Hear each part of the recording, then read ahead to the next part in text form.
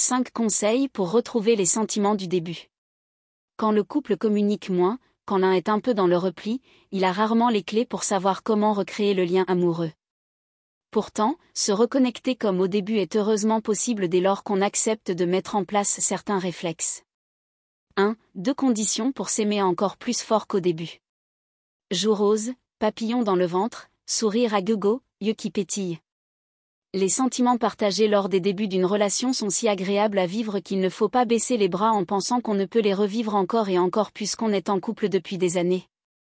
Au contraire. Ces sensations et sentiments peuvent être même encore plus forts qu'au début, l'état amoureux, puisque ces liens forts qu'ont tissés les années sont là. Alors comment passer à l'amour avec un grand A quand bien même notre couple est un peu en manque de souffle en ce moment? Reconnecter son couple est simple à 2 conditions. 1. Le vouloir. 2. Comprendre comment fonctionne une connexion amoureuse. 2. Oser la vulnérabilité. Vous n'êtes pas insensible et sans besoin. Vous avez besoin de vous sentir aimé, apprécié, soutenu. Ne cachez pas ces besoins.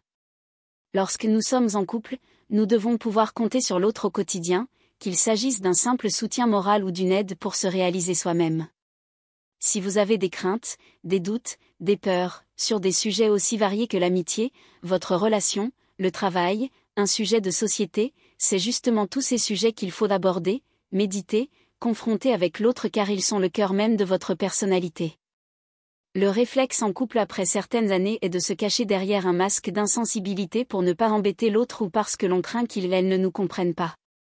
Ou tout simplement parce qu'on ne prend pas le temps d'échanger vrai. Pourtant, le cœur d'une connexion entre 2 êtres réside dans notre capacité à exprimer ce qui nous anime, nous fait peur, nous fait douter, nous fait mal, nous rend joyeux. 3. Et tous les griefs tombent. Votre partenaire se sent utile, il a sa place quand vous vous confiez ainsi. Il cherche à vous comprendre ou vous réconforter.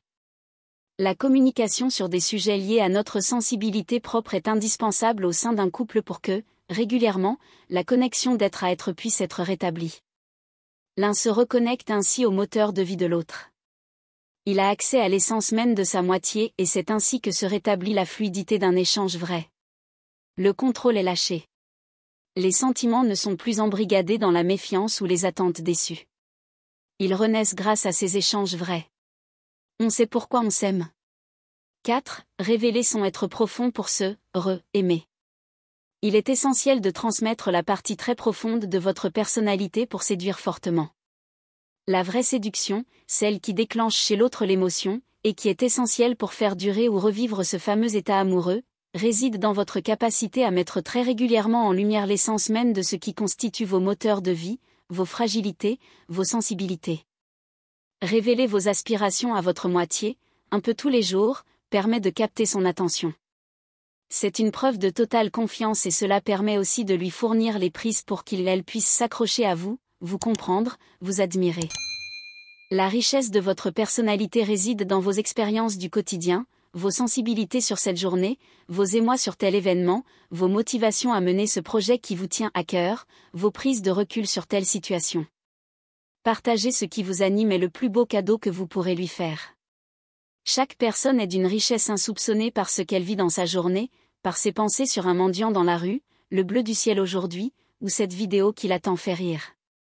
Le partage de ces richesses est le secret d'un couple qui dure car ce partage permet de se connecter au nouveau couple, qui évolue chaque jour, et d'aimer l'autre au travers de ce qu'il devient, ressent, au travers de la manière dont il mûrit, se cogne dans la vie, rebondit. 5. Le dernier coup de pouce pour un couple épanoui. Réenchanter son couple pour retrouver les sensations du début est aussi un travail qui se fait au quotidien. Ce sont les gestes, les attentions, les cadeaux, les paroles tendres qui, au fil des jours, apportent un peu de magie au sein du couple. Oui, mais il faut être deux, me direz-vous. C'est vrai, mais il faut bien que l'un réinitie cette magie en donnant à l'autre, même dans des périodes de repli sur soi, ces petites attentions qui, de façon spontanée et imprévue, redonnent aussi envie à l'autre de faire de même. Elle est interpellée, touchée. Et ne résiste en général pas longtemps. Si vous avez aimé la vidéo, merci de partager et de vous abonner.